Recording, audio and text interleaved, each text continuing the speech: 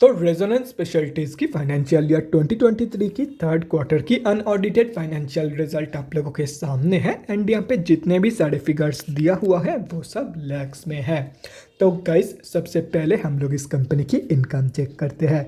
सो दिसंबर 2022 की क्वार्टर में कंपनी ने अप्रॉक्सीमेटली 9.39 करोड़ का इनकम जनरेट किया है और अगर ये सितंबर 2022 की क्वार्टर एंड दिसंबर 2021 की क्वार्टर से कंपेयर किया जाए तो सितंबर 2022 की क्वार्टर में कंपनी ने अप्रॉक्सीमेटली 15.82 करोड़ का इनकम जनरेट किया था एंड दिसंबर 2021 की क्वार्टर में अप्रॉक्सीमेटली 17.3 करोड़ का इनकम। सो दिसंबर 2022 की क्वार्टर में रेजोनेंस स्पेशलिटीज़ ने अनफॉर्चुनेटली बोथ केसेस में मतलब क्वार्टर ऑन क्वार्टर बेसिस पे and year on year basis पे दोनों ही केसेस में नेगेटिव इनकम ग्रोथ दिखाई है। तो अभी अगर इस कंपनी की एक्सपेंसेस के बारे में बात करें तो दिसंबर 2022 की क्वार्टर में कंपनी ने अप्रॉक्सीमेटली 8.03 करोड़ का खर्चा किया है। सितंबर 2022 की क्वार्टर में कंपनी ने अप्रॉक्सीमेटली 13.95 करोड़ का खर्चा किया था एंड दिसंबर 2021 की क्वार्टर में अप्रॉक्सीमेटली 13.29 करोड़ का खर्चा इस कंपनी ने किया था।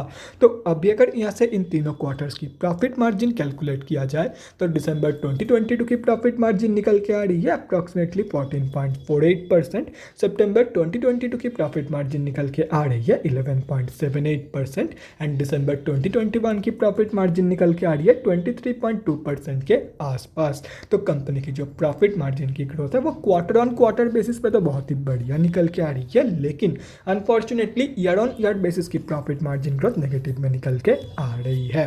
सो अभी अगर इस कंपनी की नेट प्रॉफिट मतलब प्रॉफिट आफ्टर टैक्स के बारे में बात करें तो दिसंबर 2022 की क्वार्टर में कंपनी ने अप्रॉक्सीमेटली 87 लाख का प्रॉफिट पोस्ट किया है। सितंबर 2022 की क्वार्टर में कंपनी ने अप्रॉक्सीमेटली 1.38 करोड़ का प्रॉफिट पोस्ट किया था एंड दिसंबर 2021 की क्वार्टर में अप्रॉक्सीमेटली 2.9 करोड़ का प्रॉफिट इस कंपनी ने पोस्ट किया था। तो कंपनी की जो प्रॉफिट ग्रोथ है वो भी कंपनी की इनकम ग्रोथ की तरह ही both quarter on quarter basis पे and year on year basis पे नेगेटिव में निकल के आ रही है। और रही बात कंपनी की ईपीएस की मतलब अर्निंग्स पर इक्विटी शेयर की तो दिसंबर 2022 की ईपीएस वैल्यू निकल के आ रही है 0.75 की। सितंबर 2022 की ईपीएस वैल्यू निकल के आ रही है 1.24 की एंड दिसंबर 2021 की ईपीएस वैल्यू निकल के आ रही है 2.51 की। तो कंपनी की जो ईपीएस की ग्रोथ है वो भी कंपनी की इनकम एंड प्रॉफिट ग्रोथ की तरह ही नेगेटिव में निकल के आ रही है, चाहे वो क्वार्टर ऑन क्वार्टर बेसिस की कंपैरिजन में देखा जाए या तो फिर ईयर ऑन ईयर बेसिस की। सो अभी अगर ओवरऑल देखा जाए तो दिसंबर 2022 के क्वार्टर में रेजोनेंस स्पेशलिटीज़ ने सिर्फ और सिर्फ एक जगह पे पॉजिटिव ग्रोथ दिखाई है एंड वो है क्वार्टर ऑन क्वार्टर बेसिस की profit margin growth.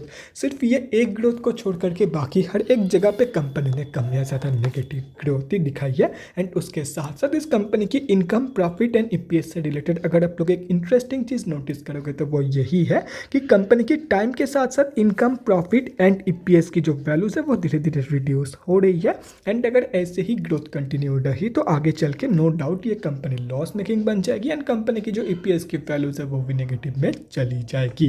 So at the end of the day Resonance Specialities ने दिसंबर 2022 के क्वार्टर में बहुत ही बेकार परफॉर्म की है।